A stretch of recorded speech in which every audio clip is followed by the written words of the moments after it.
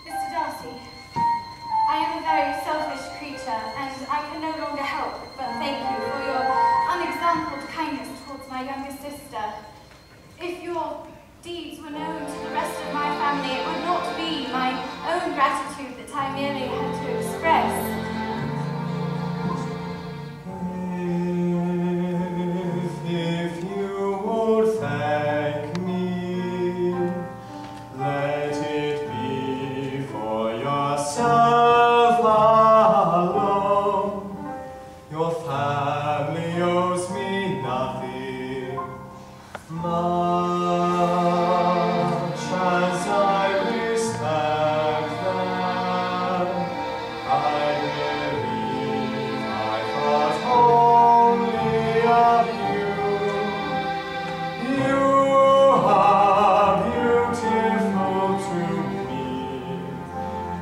intelligent and lively, you are beautiful to me.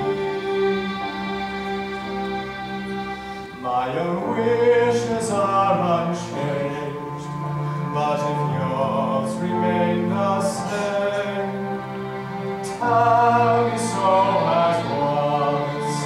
I won't mention it again, but you are beautiful to me, intelligent and lovely, you are beautiful to me.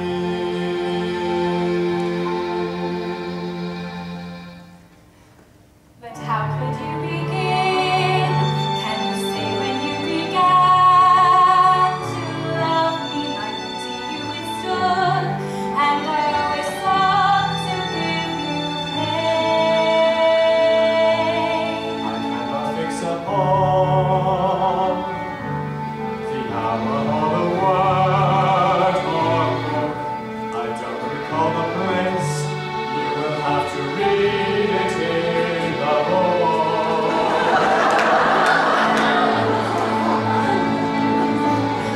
First impressions can deceive. They led me to believe that I could never love you. My first impressions can change. I always will remain devoted to you,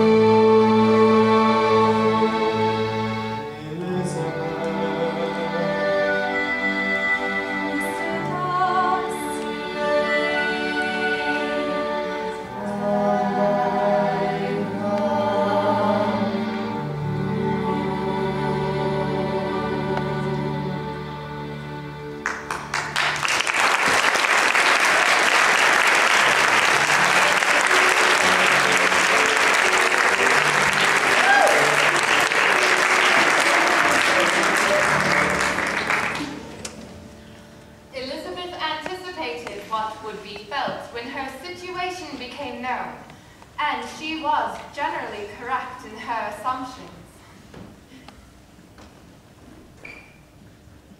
What? Engaged? Mr. Darcy? No, Lizzie, no. You are joking. Indeed you are. You cannot deceive me. Jane! Lizzie, this is a wretched beginning. Lizzie, I know it would be impossible. I know how much you dislike him. Jane, my sole dependence was on you. If you do not believe me, I am sure no one else will. Lizzie, are you out of your senses to be accepting this man? Have you not always hated him? We've always known him to be a proud and pleasant sort of man. Well, this would be nothing if you really liked him. I do. I do like him. I love him. Papa, indeed. He has no improper pride. You do not know who he really is. Pray do not pain me by speaking of him in such terms. Wait until I tell you what he has done for our family. Lydia and Mr. Darcy, dear me. Why, who would have thought of it? Oh, so dear, sweetest Lizzie, how rich and how great you will be. Oh, such pin money, such carriages. Jane's is nothing to it, nothing at all. Oh, so charming, so handsome, so tall. I must ask Lizzie to apologize for me for having disliked him so much. I hope you will overlook it. An evening of wonders indeed. And so Darcy did everything for Lydia. Yes. So much the better. These violent young lovers carry everything their own way. Well, I shall offer to repay him tomorrow for his expenses. He will rant and storm over his love for you, and that will be the end of the matter forever. You saved me a world of trouble and economy, for I would have had to repay your uncle.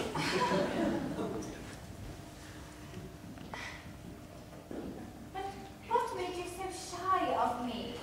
Why, especially, did you look as if you did not care about me? Because you were grave and silent and gave me no encouragement. I was embarrassed. So was I. But you might have talked more. Elizabeth, the man who had felt less might. Oh, Fitzwilliam and Miss Elizabeth.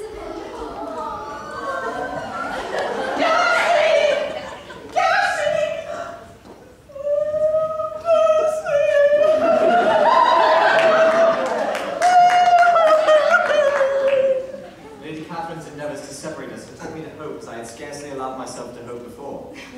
Yes, you know enough of my frankness to know that after abusing you so abominably to your face, I can have no scruples in abusing you to all your relations. What did you say of me that I did not deserve?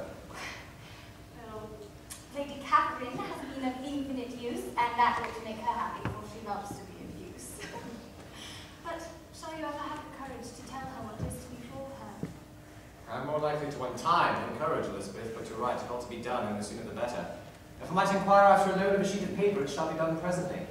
I might sit by you and admire the evenness of your writing, as another young lady once did. And so Miss Jane Bennet is to marry our brother Charles. My dear Jane, how delighted, etc., etc. Oh, here is some news. Mr. Darcy's to marry Miss Elizabeth Bennet? My dear Mr. Collins, I must trouble you once more for congratulations, and console Lady Catherine as well as you can. But if I were you, I would stand by the nephew. He has more to give. Oh, Lady Catherine. Oh, Lizzie. My dearest Lizzie, I wish you joy. If you love Mr. Darcy half as well as I love mine, Mr. Wickham, you must be very happy.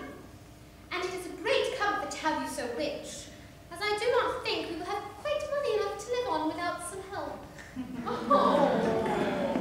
Well, I admire all my three sons-in-laws highly. Now, Wickham perhaps is my favourite, but I think I shall like Lizzie's husband quite as well as Jane's.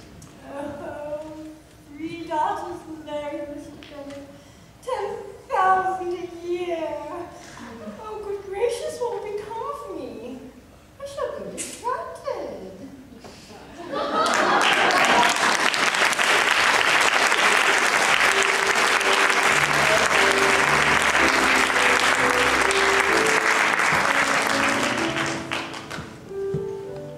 Mr. Bennet missed his second daughter exceedingly, and delighted in going often to Pemberley, especially when he was least expected. Mr. Bingley and Jane had the patience and affection to remain at Netherfield only a 12-month before they moved into Derbyshire, further from Longbourn and near to his friend and her sister. Mary remained at home, but was decidedly the better for spending more time out in society in company with her mother and less time alone. Kitty spent the chief of her time with her 2 eldest sisters, and was greatly improved away from Lydia's influence.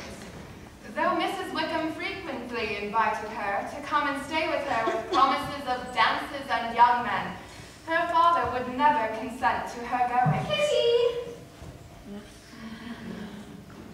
Happy for all her maternal feelings was the day on which Mrs. Bennet got rid of her 2 most deserving daughters.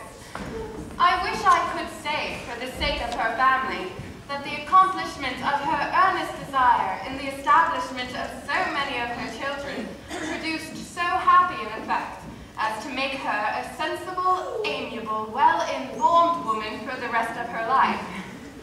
Though perhaps it was lucky for her husband, who might not have relished domestic facilities in so unusual a form, that she was occasionally nervous and invariably silly. Girls! Girls! Girls! I am so very, very happy.